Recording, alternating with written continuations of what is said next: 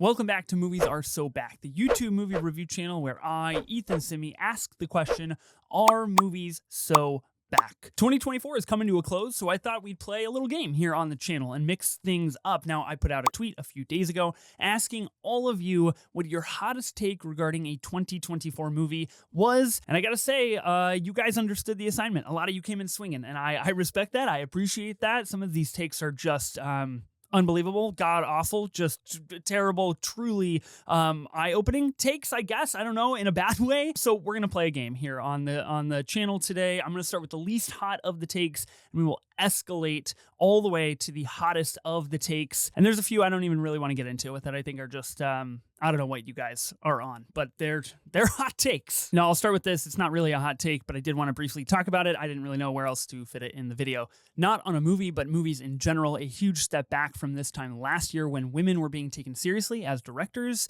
The international entries are more interesting.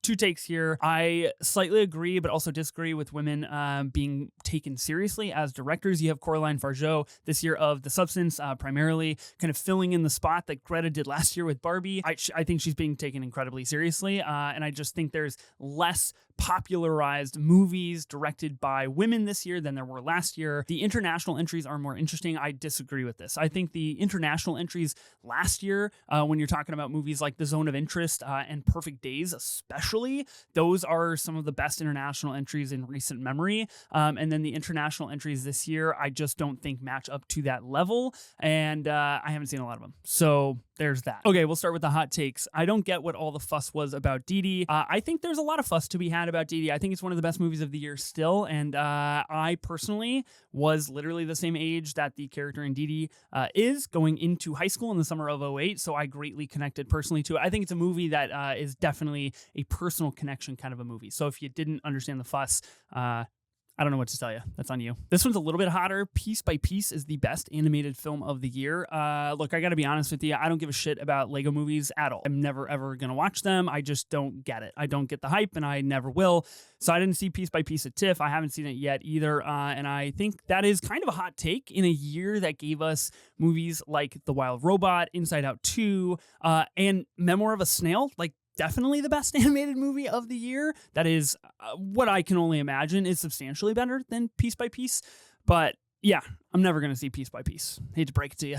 I get a few about Challengers, and they're in both directions, which I think is interesting. Challengers is easily the best movie of the year, and it's absolutely insane that it's getting completely passed over this year for awards consideration. And then on the other end of the spectrum, I had Challengers is Buns, 2.5. Geez Louise. Okay, well, let's start with the first one. I agree with you. I think it's a little bit crazy that Challengers is being overlooked come Academy Award season. Came out really early in the year, but of course, over the last few years, that hasn't really been a kind of delineator of how movies perform in the Academy Awards. Obviously, look at Everything Everywhere All at Once. That came out in March of the year. So I don't know. Luca has never been like the Academy guy. Also, Challengers is just like really... it feels very new age and very sexy, and the Academy just like doesn't like that generally. So I understand it. I think it's wrong. I think it is definitely one of the best movies of the year, but I don't understand it. Let's address this Challengers Buns 2.5 thing. That's ridiculous. You've got to stop. I don't know who hurt you. I don't know what Zendaya did to you. I don't know how hot Mike Feist and Josh O'Connor have to look in order for you to upgrade this, but I suggest you try again. You try again, because Challengers is not Buns. It's not 2.5 out of 5. It's like 7 out of 5. It is... I can't do this. Mother's Instinct got buried for no good reason. I put this here on the scale because it's in all caps, which is a hot take. If you're putting it in all caps, you firmly believe this. Where the hell is Mother's Instinct? This is my movie. These are my mothers, Jessica Chastain and Anne Hathaway, and I don't... Where did this movie go? What the hell, guys? Where is this movie? Where can I even watch it? It's ridiculous. What happened? Movies are cooked. This is where things start really getting out of control. Madam Web is better than Deadpool and Wolverine. This is wrong. The thing here is that they're both pieces of shit. They're both terrible movies. I don't know. They're both at the bottom of the pile. What I will say about this, and if you would have asked me 3, 6, 9 months ago, I just would have thought you were absolutely insane off your rocker. I like Venom 3 the best out of any comic book movie this year.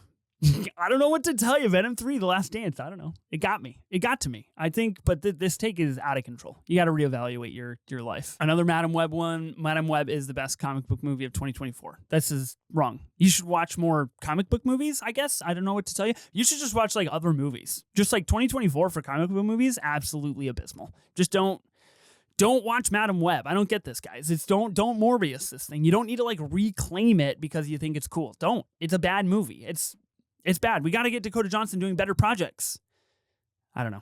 This is bad. Mean Girls is the best musical of the year. Danny, have you seen Wicked? I don't know what to tell you. That's the end of the conversation. I hope that you enjoy life on your Mean Girl island all by yourself, because it's going to be pretty lonely because it's wrong. And it's a very hot take.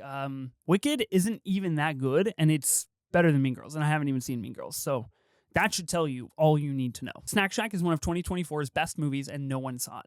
That's true. Nobody saw it, including myself. I don't know. It makes me look incredibly incompetent at what I'm trying to do here on YouTube. The fact that a lot of these hot takes have to deal with movies that I haven't seen, not a great look for me. So thank you for chiming in and including a movie that I, again, haven't seen. There's no way it's one of 2024's best movies. It might be one of your favorite, and I think that's cool. I think that's cool too, but I think there is a delineation. What I will say about Snack Shack, right? Yeah, Snack Shack, is that Gabriel LaBelle should just be in more movies.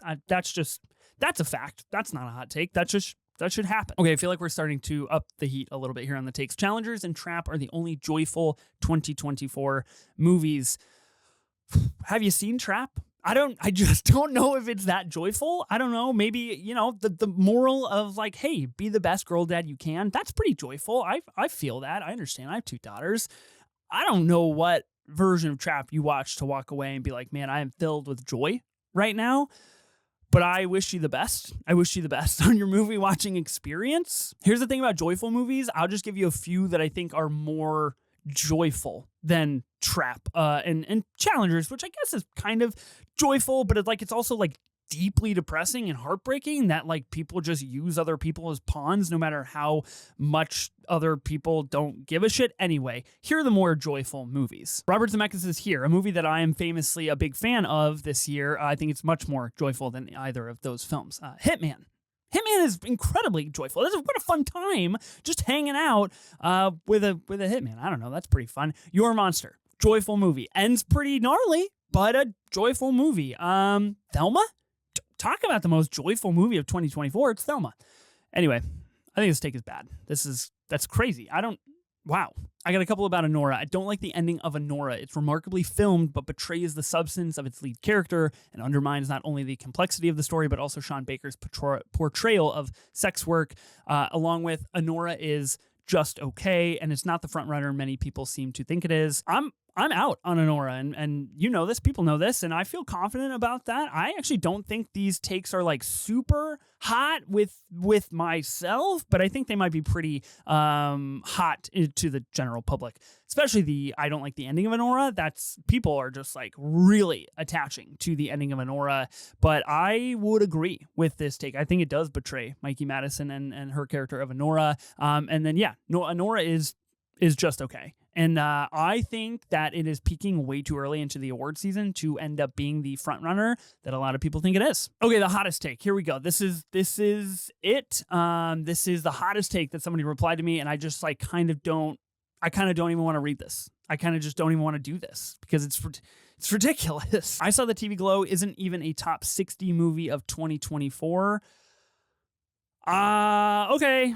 I don't know, if you were just trying to like put me into a heartbroken coma, congratulations, you've done it. And now what does it feel like to see me so distraught and depressed and honestly quite mad because this is what the fuck is happening with this take. It's terrible. I Saw the TV Glow is the best movie of 2024, if not one of the best movies of the 2020s and entirely the 2000s. It's one of the most important, one of the most pivotal. I can't with this take. Why would you do this to me? Why would you reply this? Anyway, now that I'm in a really bad mood, that was a fun game. That was great, and I think some of you really need to evaluate your movie watching life and your movie watching abilities and just, I don't know, watch better movies and just maybe like, I don't know, this is crazy.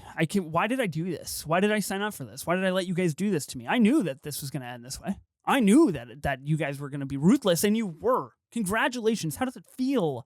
I hope you're I hope you're happy with these hot takes of 2024. Are movies so back? Who the fuck knows? To be honest, some of you think they are, and other people think Madam Web is the best comic book movie of 2024, and I just don't know what to tell you guys. Are movies back?